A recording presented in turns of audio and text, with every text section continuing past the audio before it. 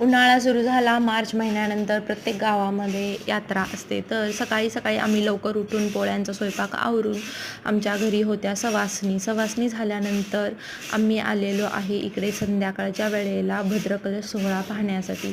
तर भद्रकलश सोहळा बऱ्याच गावांमध्ये असतो, तर आमच्या गावामध्येही असतो.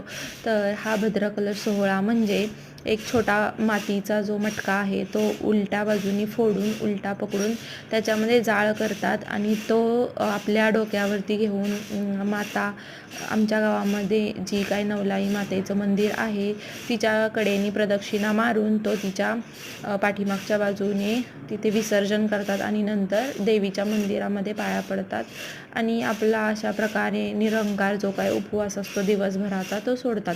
तर हा भद्रकलश सोहळा पाहण्यासाठी खूप गर्दी असते आणि आम्हाला खूप मजा येते. तुमच्या गावात कशा प्रकारे यात्रा भरते ते नक्की सांगा. Bye bye. थँक्यू.